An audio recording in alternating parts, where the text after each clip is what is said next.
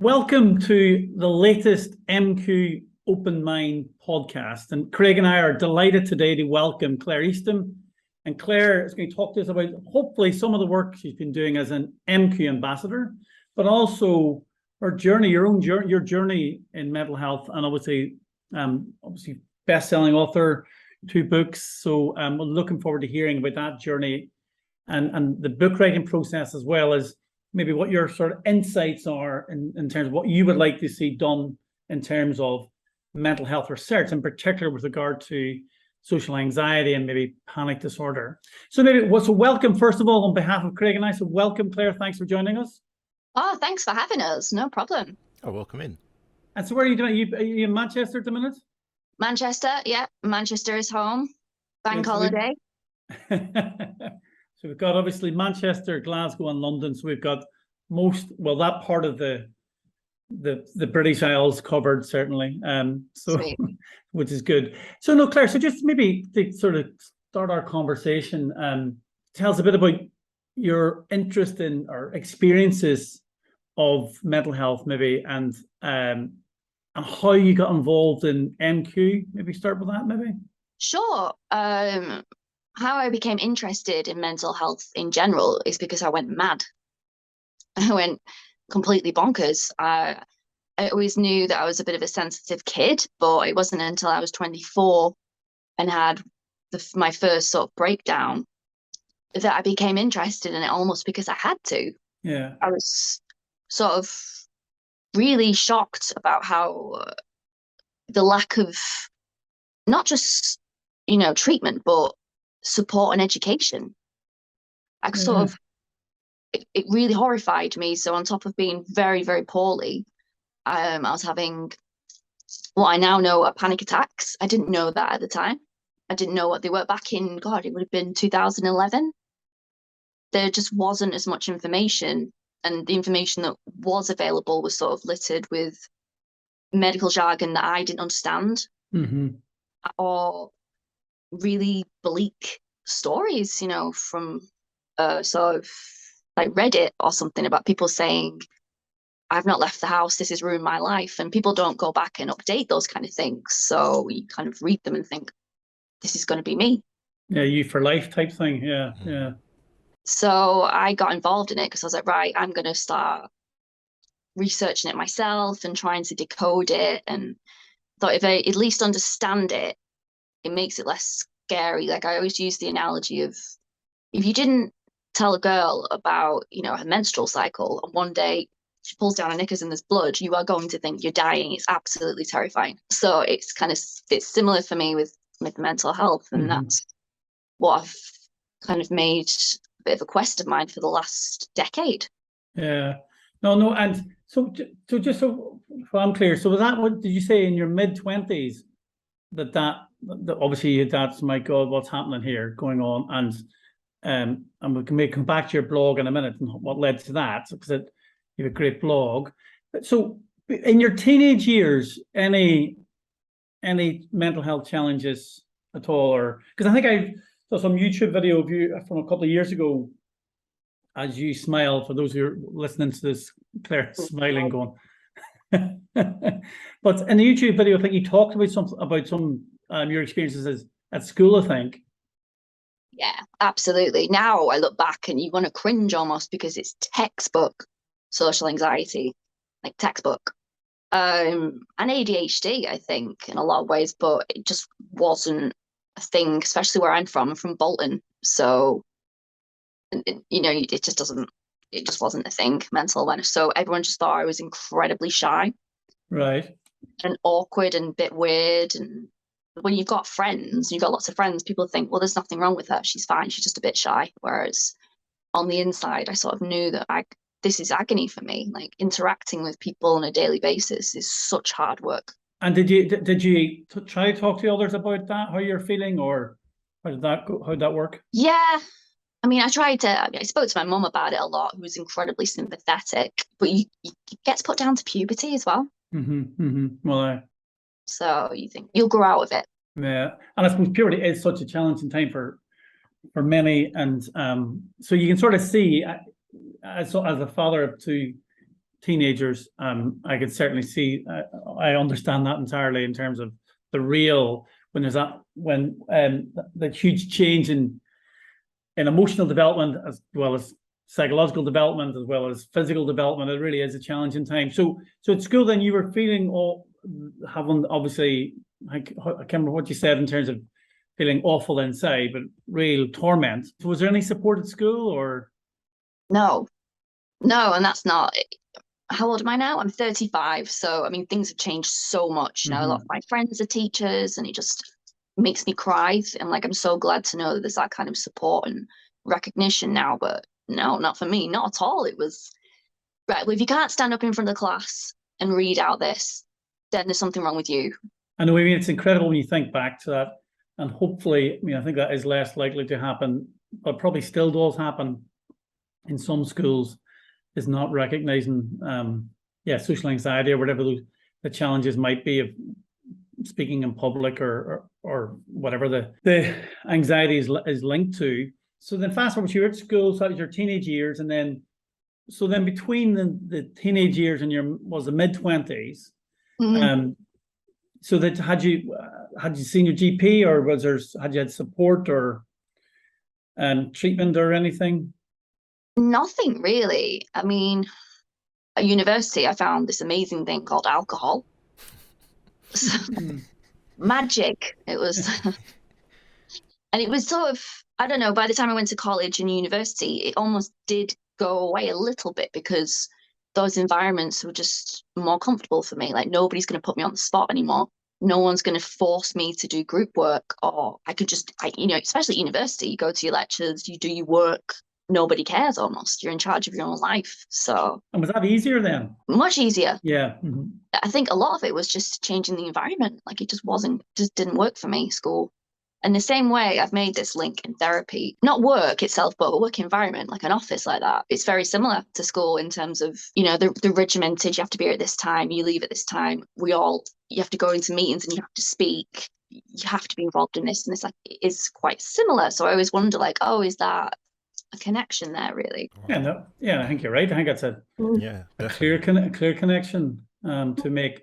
So you find alcohol at university, navigated that, and so did you then go to the GP and then say, I'm really struggling now, or how did that? I only went to a GP because I had a nervous breakdown, really, because I knew something wasn't right for about a year before it happened. I now know I was having like minor panic attacks. It was really high level anxiety. I sort of almost developed rituals. I couldn't get in a lift, even though we were on like the 10th floor, because I might meet somebody I know and I have to talk. So I'll go up 10 flights of stairs, which is great for exercise, really not good on a hot day. Yeah. I started going to different toilets in the office, so I didn't have to pass certain desks. It was borderlining on like exhausting behavior. And I went for an interview, and that's what triggered the nervous breakdown, because it just I had this huge panic attack. I thought, I'm actually going to die. This is it. So I legged it out of this meeting room, I don't know if you know London, all the way down the Strand. Yeah, I do. And that's a long road. What was so weird was, obviously I've got this accent, but when I was having that moment of I'm going to die, because it's social anxiety and you're still sort of like, well, I don't want to make a scene. How best can I get out of it? So I stood up and said in a really posh voice, like, I'm so terribly sorry, but I do believe I have the neurovirus and I must leave at once. And then left. I was like, as everyone was like, my boss messaged me like, what the fuck was that? Like, it was hilarious, because like that's what the brain does to, even though you think you're dying, social anxiety is like, yeah, I know, but we don't really want to make a fool of ourselves. So was you trying to sort of have some excuse or explanation, or? So it was good though. I mean, it's one of the best things and worst things that have happened to me, because I couldn't get out of that. There was no way I could just skulk back to the office on Monday and pretend everything was fine. It was sort of, we need to see a doctor. And I was so sure they were just going to say there's nothing wrong with you. But okay. I was diagnosed in under 2 minutes, like textbook social anxiety and panic disorder. And so hold on, and with your working supportive in that context, that weekend must have been a difficult weekend for you, though. Absolutely, yeah. I mean, I would have gone to A&E if I could have, but it wouldn't send an ambulance, and I was like, I can't get the tube there. We didn't, I didn't have a car, Yeah. and it was just panic attack after panic attack, and I don't think I've ever been that frightened. Like I really felt like I was falling down a hole, and I just did the only thing I could think of and got blind drunk, which was horrific, Yeah. but I Yeah. didn't know what else to do. And then, so then the Monday, then you literally, the next Monday, then you went to see your GP, and the GP obviously diagnosed you, as you say, textbook social anxiety panic disorder. And then did you get support or help then as a result of the diagnosis? It was different. This that she said at the time, it's a case of there are a variety of different medications, SSRI, classic medications you can try. The first one I tried, mirtazapine, I can't remember, I think it was mirtazapine, but it made me suicidal. It was really bad, and I've never felt like that before, so that was absolutely terrifying, and it happened very quickly. So we came off that one, and now I take sertraline, which is the second one we tried. But it was that kind of attitude of it might work, it might make it worse, that I didn't expect, because if I had a chest infection, they wouldn't be like, try this, it might kill you, but it might work. It's a bit bizarre to me, and then it was like, come back in 6 weeks. Yeah. We'll put you on the waiting list for some therapy, because, there's a waiting list, so. Yeah, no, but I think that is a challenge, I think, with all treatments, both psychological and or pharmacological drug-based ones, is that, I think sometimes we think that, you take a drug, it can only have beneficial effects, or you do psychological treatment, it can only have beneficial effects. And of course, we have to be so conscious of side effects or counter indications that we talk about, obviously, in a more medical sort of paradigm. But and recognizing that there's no one fit for all, and it's maybe trying out different treatments or responses. But in the sense out, the second tryout, so to speak, second drugs obviously helped you and continues to help you. Yeah, it did. It took a while, but I suddenly noticed things were just a tiny bit easier, maybe sort of 20% easier. And then so obviously then that's on the road to recovery or improvement or getting better. Then so what year was that then? And that was, did you say 10 years ago then, roughly, was it? Yeah, 2011, 2012, I think it was, yeah. Okay, and so then your first book was 2016. That's right. But you'd started the blog before that, is that right? And the blog it's the same title as your first book, We're All Mad Here. Or is that right? We're All Mad Here. I got it right. Yeah. It's Alice in Wonderland quote, both the same. Yeah. Yeah. Because I'm trying to think have I actually read Alice in Wonderland? I think I might be ashamed to say I've read some of it, I think. So I don't recognize that quote, is my point. So that's my ignorance. What inspired you then to start the blog? Because it's a really well received blog, obviously award-winning. Did I read somewhere? It was, yeah, it really was. It was amazing. Why did you go about doing the blog then? Was it linked to the lack of understanding out there about social anxiety and panic disorder, or what? Well, it started selfishly for me, to be honest, because I had a lot of time. When I went to see my GP, she immediately signed me off work for 2 months. You need to have a rest. It's like, okay, do you know me?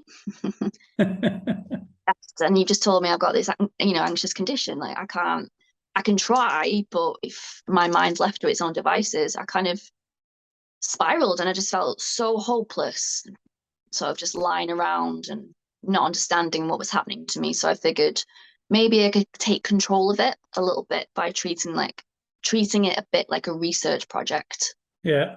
So maybe I can start compiling my own information and then translating it into language that I understand. So it's something for me to do. And then after a bit, I was like, I think I'll put this into a blog, because if I'm feeling like this, there must be others, and I'll put it up here. And then it just might make somebody else's journey a little bit faster and a little bit easier. So, and then it's something for me to do. It's a creative outlet. Yeah. Was you not nervous to share so much about yourself online? Now I would be if I was starting up. But there wasn't there was social media, like Twitter, but like Instagram wasn't that big. Plus I was like, I'm no one, so who's gonna read it? it was a bit of that because I didn't tell anyone, and it was anonymous for a while. So I just thought, oh, nice, fine, no one's going to read it.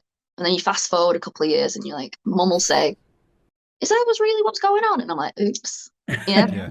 Yeah. But did you start to get feedback from people, from various people, I assume? Yeah, really, Yeah. really quickly. Actually, that's what amazed me. Like there was almost a kind of a thirst for it. Mm-hmm. And then what? And so what happened then in terms of so the you were doing? How often were you writing the blog then? I'd say one post a week I'd publish. All right, okay.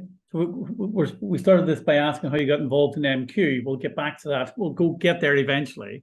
But and so what that led you then? Because one thing is writing a blog. The next thing is obviously writing a book.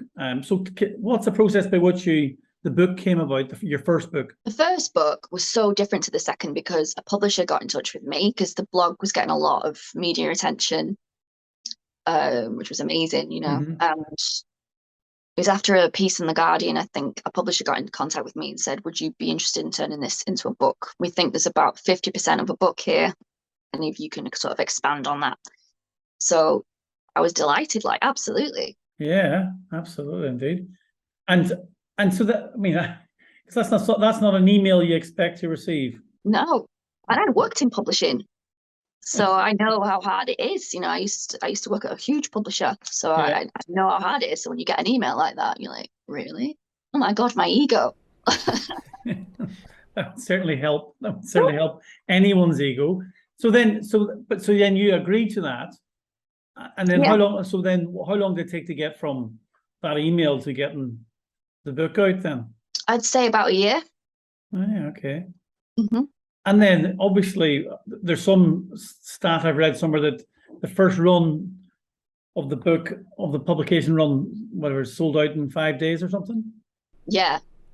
Now that was ridiculous. I mean, I could sort of, again, puff up my own ego here and be like, they just got in touch with me because I'm so amazing. What happened was my dog walker was best mates with one of the bookers on This Morning. Ah, right. There you go. So it was, I got in, first of all, I did like the Mirror and a few of the other newspapers. And then because of that, she was like, you can come on This Morning. I've got you a spot. And the book had only just come out. So I got the email on like a Sunday and it was the next day. Mm. I just remember being like, okay, this will be fine. Oh my God, that was the most traumatic. I can't even remember that. I've seen that interview now and I don't remember anything I said at the time. So I'm glad it went well. And that's what did it. You know, obviously television is the best form of sort of advertising and get it out to people. So yeah. Every time I say I'll tell the story, my agent's like, stop telling people that. It's because you're brilliant. I'm like, okay. Craig, you're coming in there. No, I was going to say, and even live TV. I guess if no one knows, but This Morning is a live television show. So for you to do that live, wow, that's amazing.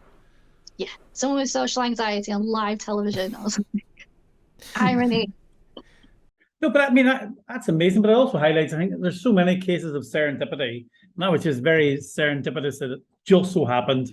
And that whatever, you had that connection with the dog walker, but that doesn't take anything away from the book being great, because there's lots of great books out there that people don't know about, and it's not, and that's, so I think that's so I think that's a good story to tell.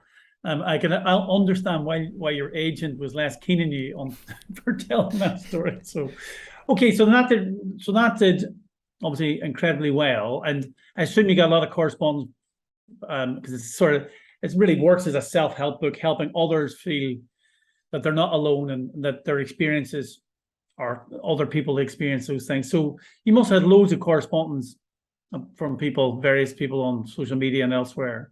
Yeah, after This Morning, it was overwhelming almost. I think at one point I had sort of like 4,000 emails in my inbox. Wow. And then you get on social media too. Wow. Yeah. But not just from people who themselves had the condition. It was from mothers, you know, worrying about their children or partners and it just really made me realize the sort of lack of information that was out there still. And that was 2016. Yeah, absolutely. Well, obviously your book hopefully will help fill in some of the gaps for people, and usually written in a way which is accessible to a wide readership or wide audience. So then we'll come back to your more recent book, your second book, in a second. So then when did you get involved in MQ, and how did you get involved in MQ? Well, it was a complete fluke. I met someone, she emailed me quite a few times, whose name I can't remember now, which is terrible. She was an ambassador for MQ, and we just were having a coffee because she was telling me she loved the book and this kind of thing. And she mentioned it. Mm-hmm. And I'd been looking for a new charity for a long time, because the ones that were available, whilst fantastic, I just thought their main priority is raising awareness, which is great. But sort of like, okay, we're aware now. What next? We know there's no money in treatment. There's no money in research. There's surely it can't just be about awareness and telling stories, which is a fantastic part, but like somebody needs to do something. This can't be as good as it gets. And that's how I became involved in MQ, because when I looked into the charity, that was it. It was like crack. I'm like, this is what I've been looking for. No, that's great. No, and we really are grateful for your advocacy and being an MQ ambassador. I think it's really, really important, and reaching, because I think what we try and do in MQ is with ambassadors with a whole range of experiences and a whole range of backgrounds. Because what we're trying to do is, get the message out there, not just, as you nicely put there, Claire, it's not just about awareness raising about the challenges and the scale of distress out there, but rather what we need to build the evidence base for what treatments are most effective, and recognizing that, as you were discussing earlier or at the start of the podcast, about even in the context of medication, different medications will work or not work. The same with all forms of treatments for any mental health problem. So that's great. So then, okay, so the sticking with the sort of MQ theme then, and we'll just try and think about research priorities. So if you think about your experiences, and we'll come back to, I'm keen to talk about your more recent book in a second, but thinking about your involvement now in MQ, and obviously we're trying to build the evidence. So if somebody said to you, you're an MQ ambassador, and they say, well, what research do you think we should be investing in? So what would you think, or what would you say we should be prioritizing as a charity, as a research charity? It is, it's a tricky one, because there are so many worthy things to research. I learned so much when I went to the MQ conference. I wasn't supposed to be there. I was just kind of tagged along because I'm like, I love knowledge. So, and it's the first time I got a real insight into schizophrenia. Mm-hmm. I have a really close friend of mine whose sister has it. And she used to tell me stories, and we would laugh because that was her way of sort of dealing with her sister behaving in a certain way. But that's when it really struck me that, whoa, we're nowhere near where we should be. If you compare it to cancer, or the only sort of, I'm not, don't quote me on this, I'm like, the only current care is sort of sedation and sort of physically keeping them from the outside world. Like, there's not a lot of help. So I thought that, and it's not just distressing to the individual suffering, but it affects families. And it can be dangerous, and you get misrepresented in the media.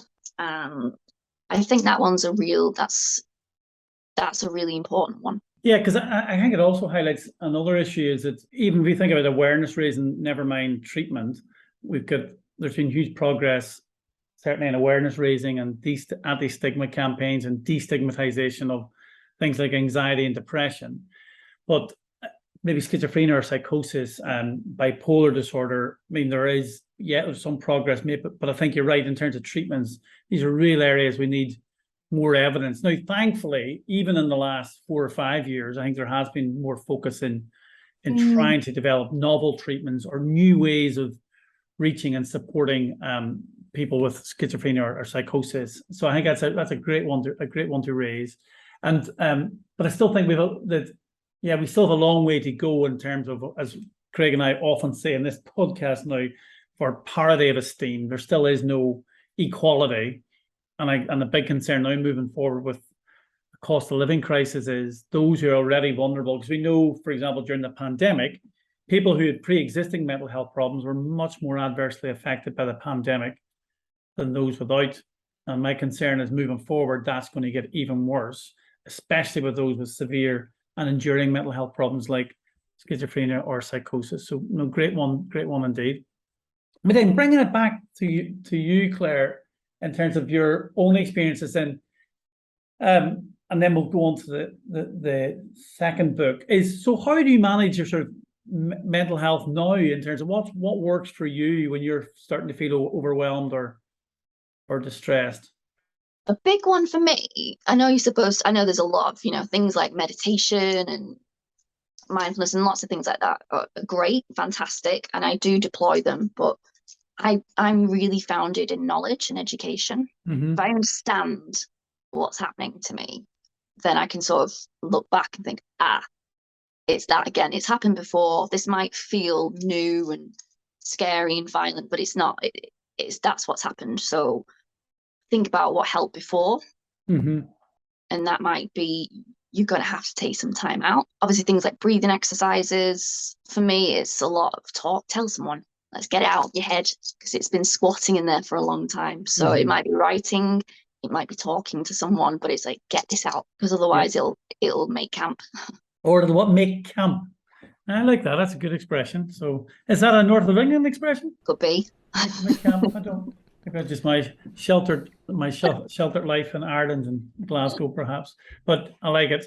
Yeah. So no, I think they're really good points in terms of also just getting it out there, but also what might work in one moment in time may not be as effective in different moments. So it's worth trying lots of different things. And then so my head, I've got your life trajectory in my mind's eye. So you the first book, we're all mad here, was 2016, and then your second book, which was published on the same day as my book. So it was. We are obviously publication day birthdays, or rifles. twins, publication day twins. And so tell us how that came about, the second book. Well, it was the second book. I had an agent this time, and I actually had to pitch a book that I was going to do, and they're going to pay you to do it rather than you get paid afterwards, which is what I was used to. So there was a lot of pressure, and it's not that I didn't take it seriously. I just think I was very naive about the strain it was going to put on my mental health. Yeah. No, I was just going to say, so obviously didn't say the title of the book, just for the listener. So it's Fuck, I Think I'm Dying. Yeah. How I Learned to Live with Panic and it was published in 2021, available all good bookshops and online. So sorry, Claire, I forgot to say that, so I wanted to get that out there. So okay, so you found you were more aware, obviously, different pressures on you. Yeah, you got your advance, and then the impact on your well-being. Yeah, so it's funny. I had another mental breakdown. When I first started it, I was saying this to my agent, like, I don't know what I'm going to do next, because I'm feeling all right. Like, clearly magic only happens when I end up like losing it. So, Yeah. But it was the straw that broke the camel's back. Like, that had been brewing for a long time. Again, I sort of mastered anxiety, but panic attacks. I don't know if you've ever had one. I haven't. No, I've had close to, but I've never had a panic attack and that have been paralyzed or psychologically or anything. Craig, were you going to say you have had or not? I've had so many, especially when you was talking about like growing up, about like social anxiety and a bit of the ADHD. That described my childhood so much. So yeah, I've had a few panic attacks. I think the last one the last really big one, I honestly felt like I couldn't tell. Is it a heart attack? Am I dying? What's happening here? Yeah, I felt like my heart was going to explode. And then like nothing happens. Yeah, it's yeah. And it's that, and then nothing happens, and you feel like you've been through a near death experience. Yeah. But nothing happened, and you can't quantify it. There's no evidence, so you kind of have to go on as normal, but you're looking over your shoulder like, what was that? Yeah. So when you say nothing happened, do you mean that after the feelings had dissipated, that you're sitting going, how did that happen? What was that? Or that you were waiting, like Craig, you said, or no, Claire, you said, one of you said about the example of like a heart attack, the tightness of chest and so on. Is that what you mean? Or which of those do you mean? Is it that, or is it both those? I thought I thought I was having a stroke. Mm-hmm. So I was waiting for that, almost like my brain to explode, and I'd open my eyes and I'd be somewhere else, kind of. Right. And Craig? For me, like I've suffered from like, you know, anxiety for like years now, so I've had quite a few panic attacks. But that last one, the one I'm thinking of in particular, I honestly thought, yeah, this is it, because I was trying to breathe, and it felt like nothing was going in, and it was just like I was constantly just getting more and more out of breath, and I just felt myself like sinking to the ground. And then it ends, and then you just get up, and it's like, okay, we just move on.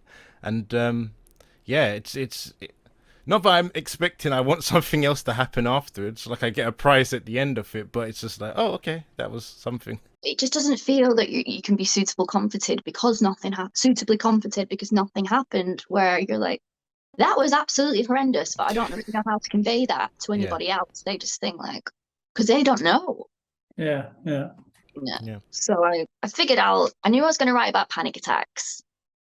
I didn't then know that I was going to have a nervous breakdown, which had been coming. I'd been overworking. It was so bad. I went to London to an event and I lost sight in one of my eyes. Oh my God, that's frightening.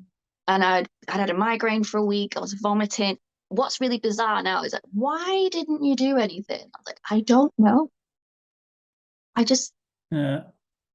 And so hold then, on. So when you had the migraine and the blindness in the eye, you literally didn't do anything. You didn't seek help. So it just sorted itself out in your mind. I was so much in shock, and I knew that I'm like, one of my first deadlines was a week away, and I just kept thinking, you'll be all right. You'll be all right. You've been overworking it. But after this one event, I had a couple of days off. I'm like, you'll be fine. You get into bed, you'll chill, you'll be all right. Mm-hmm. And my brain, it just had enough. So it triggered a nervous breakdown where it was panic. It was the worst I've ever had in my life. It was the most violent I've ever had. Like my nose was bleeding, I was vomiting, and then I got, you know, when you get cramp in your leg, like in your calf, I got it in my jaw. Oh my God. So we had to go to A&E. We actually had to ring an ambulance this time because I was blacking out. And anyway, we went, and it was the worst experience of my life, unfortunately. I was late, face down on the floor at one point because my jaw wouldn't stop moving, and I was in so much pain. I was like, I'm just going to lie on the floor. And my husband had his feet on my shoulders to try and keep me still. And about 4 hours later, it was still happening. The doctor who saw me told me it was my own fault, and if I calmed down, it would go away. That really, really unhelpful. Obviously, understatement of the century. That's terrible. Yeah, so I mean, I was proud of myself to this day for being very sort of assertive but calm with her. I said, "Do you know I'm thinking about going getting hit by a car? Because then you'll have to help me. Or my only other option is obviously to go home and get absolutely blind drunk," which is what I did. And that's not something I want to do, I would ever recommend, but I was desperate. Yeah. Absolutely desperate. I thought, this is going to kill me. And then after that, again, I had to have some time off work. Everyone was really understanding. And if anything, it kind of gave me the fire of like, right, people don't understand panic. And if, people don't understand it, but I hate the idea of it happening to someone and they don't only understand it, but they think they're going to die. They think there's no treatment for it. I'm like, no, they are absolutely manageable if you just know what you're dealing with. Oh my God, and that's her horror story stuff, really is. And so you took time off, and things got better then. Yeah, that was the biggest wake up call of my life. Actually, I think that was 2019. It was sort of, you can't keep doing this. It wasn't just about that book. It'd been like my whole life. This is how I work. I kind of just work myself into the ground. I'm a bit of an adrenaline junkie when I like something. Ignoring basic self-care, which I used to roll my eyes at, like, yeah, I know what self-care is. I eat. But it's like, no, you don't, because you're killing yourself. Yeah, but so now that after that experience, right? So that was a wake-up call. So are you engaging in better self-care now? Yes. Right, so you mentioned there the things you do to help you feel less overwhelmed, or what you do when you are feeling overwhelmed. So you're much more regulate in terms of, you're saying about your adrenaline junkie, obviously work yourself into the ground. So are you stopping? So have those things been regulated, or hopefully? Yeah. I wish I could show you in my office, actually. I have stuff on my pin board that explains what happens. So I remind myself almost like, this is what happened last time. And this is what happens when you do that. You don't sleep. So it's almost like evidence-based that I can look at. Great. I have set working hours now. I'm very strict with my set working hours. Wow. Okay, that's brilliant. And you've seen benefits of that then, obviously. 100%. Even with things like, the saying, burning the candle at both ends. Yeah. Because even good adrenaline it takes from you. Like you can't go out, because I'm introverted as well, so I've got to be really careful about how much time I spend doing social stuff, because it knackers me out. Yeah, absolutely. No, as you say, once with the adrenaline, the rushes of the adrenaline, whatever goes up has to come down, and I think that's it. And you do feel drained. Well, so fast forward and then, so 2019, that was 2019. The book came out in May 2021. So you managed clearly then to meet the deadlines, get the book completed, and so you must be delighted, because again, it's been really well received. Yeah, really well received. And this one it was harder. I don't know if you feel like this as an author, like you write the book, you think, oh, fantastic, it's finished, and then the PR comes. Yeah. And then the really hard work starts. Well, also the bit of going, oh my God, I might think it's really good, but maybe others don't agree. Yeah. That's the other scary bit. But obviously that wasn't the case for yours, because everything I've read about it, I've seen, it's all been great, and lots of really lovely messages on social media that you get, and looking at the reviews on Amazon and elsewhere, it's great. So that's, you've done two. So I'm just trying the timelines. That was 2016, 2021. So is there another one coming in 2026? Ask me again. Next time I'm in hospital, I'll message you like it's happened again, Rory. Oh, no, hopefully not. Don't worry, I've got new content now. No, but do you have do you think, because you were saying earlier that, or when you had the conversation with their agent, going, well, actually, what else have I to say, really, or communicate? So yeah. Are you sort of feeling at that stage that you've said all you need to say? I know you're mentioning, obviously, things might change in the future, but at this moment in time, do you think you've got all you want to get out in terms of public messaging around panic disorder and how you live with it? Yeah, I think probably shouldn't be saying this, but for now, I'm kind of done with mental health. It might come back, but as much as I love writing about it, and it does take a lot, and it is painful. It's painful because I might think I'm fine writing about it, rereading stuff, but my subconscious might think that I'm reliving it, or and then you sort of, in 2021 in particular, I found that that's all I talk about. Yeah. That's all I talk about. So exhausting.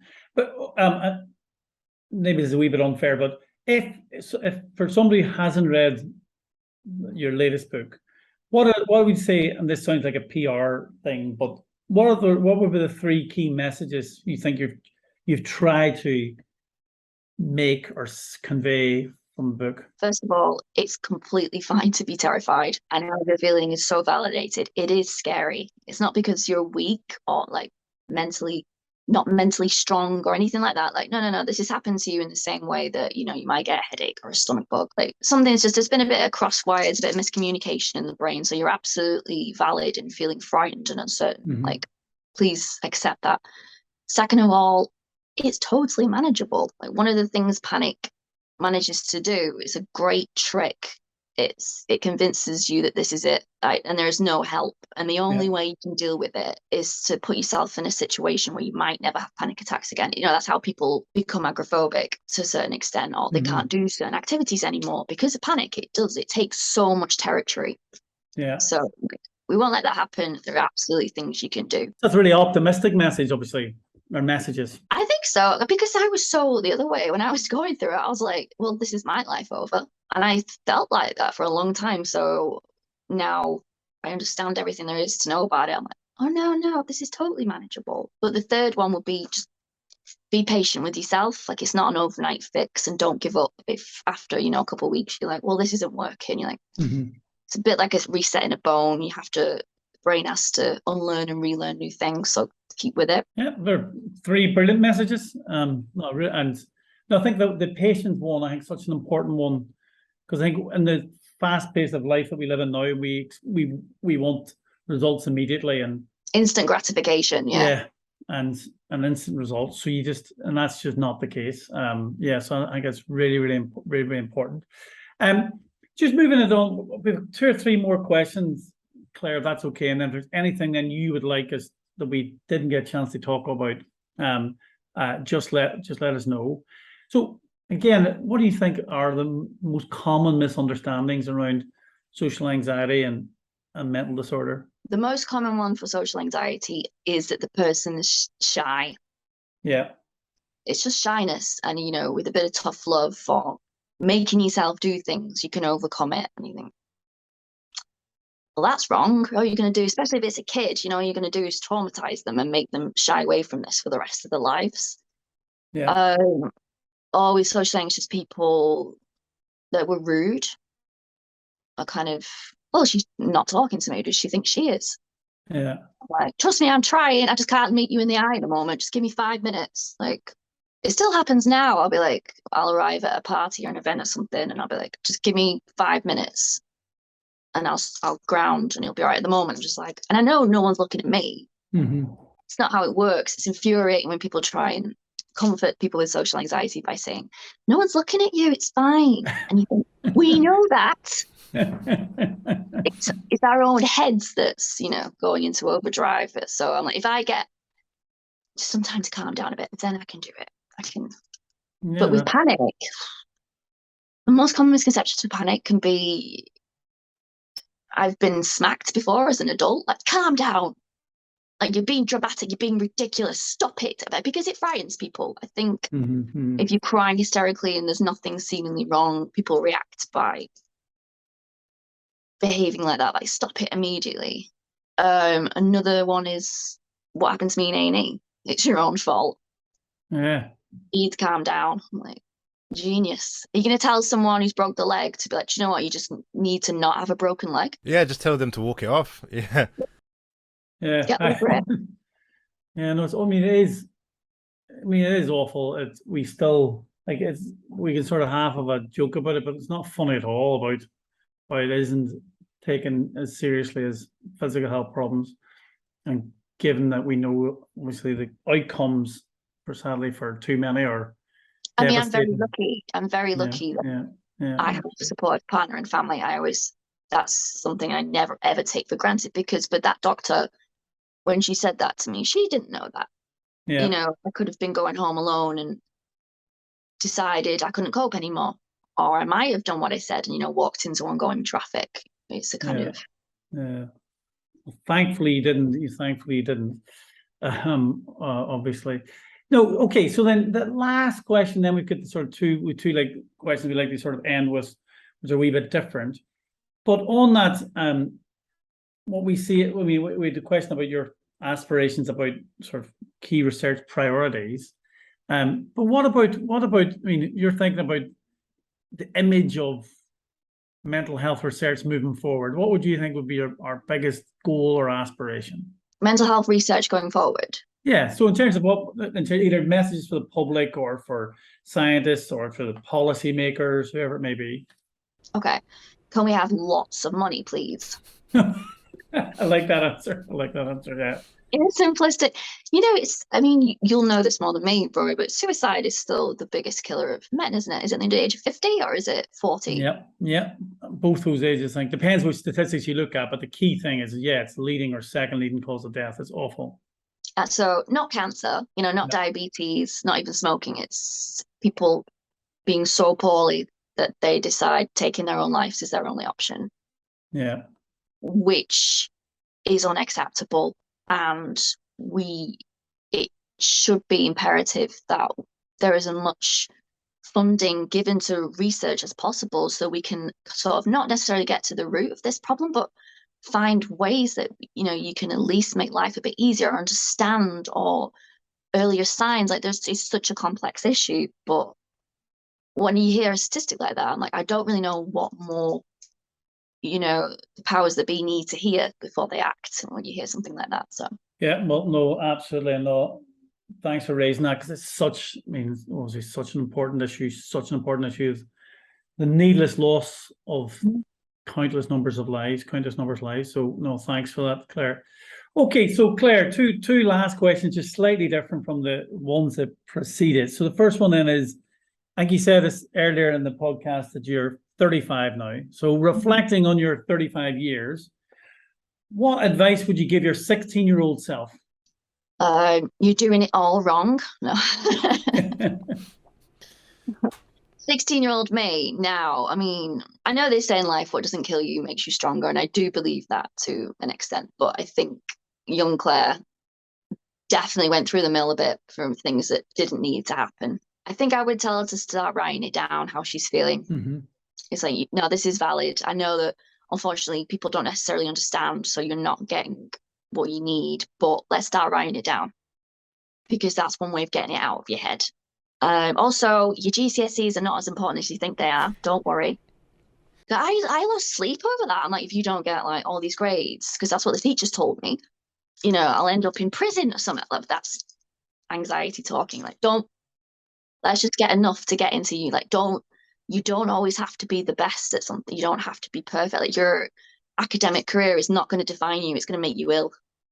Yeah. No, I guess that's really helpful. Just getting it in context. Like, exams are, yes, they can be important, but we all navigate our journeys differently, and there's always a second chance. Because I remember the other one is, oh my God, if you fail them, that's your life over, more or less. Whereas actually, lots of people, maybe because it's what we all mature at different stages in our lives, and that's the same for academic maturity as well. And so, yeah, or you decide that's not for you. But the point is, yeah, get it in context that there's more important things in life is great.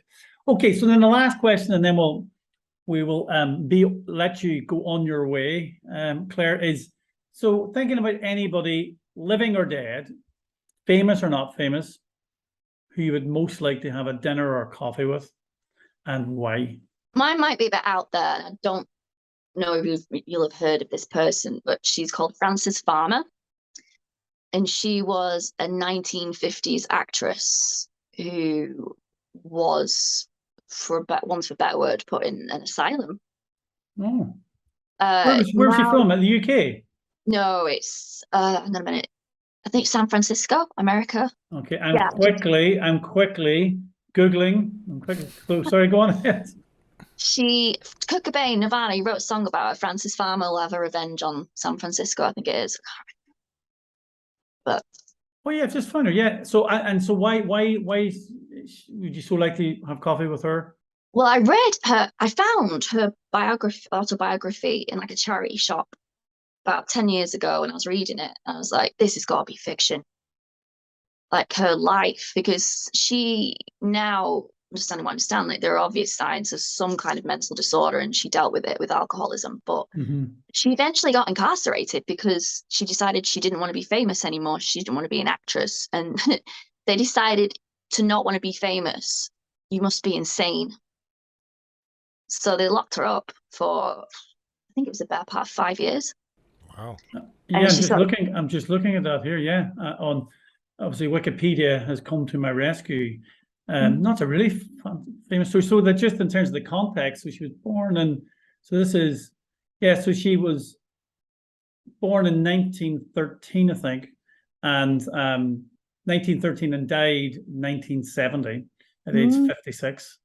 An actress, singer, and television host. And just my quick, it's just looking at, obviously there's some allegations of some controversies around her treatment, her psychiatric treatment, which I'll look at that in detail. No, She's that's a really fascinating. good But I one. just love to ask her how she did it. You know, how do you?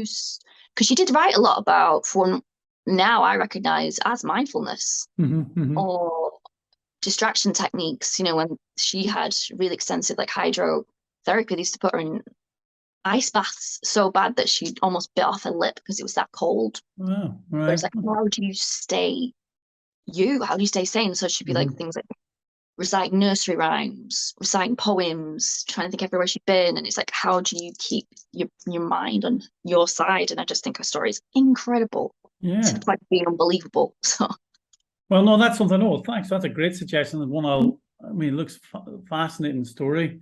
And yeah, so no, thank you very much, Doctor.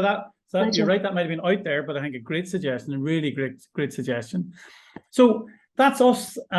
Really, and Craig and I really enjoyed our conversation with you, Claire, and it's been really interesting just hearing about sort of the journey, the writing journey as well as now and the blog and the advocacy work you do, obviously on behalf of MQ and others. So a huge thanks from Craig and I, and hopefully our listeners will have found it really interesting. Also, again, both of Claire's books are available to buy and out there now, and I would highly recommend them. So thanks a million, Claire, and have a great day.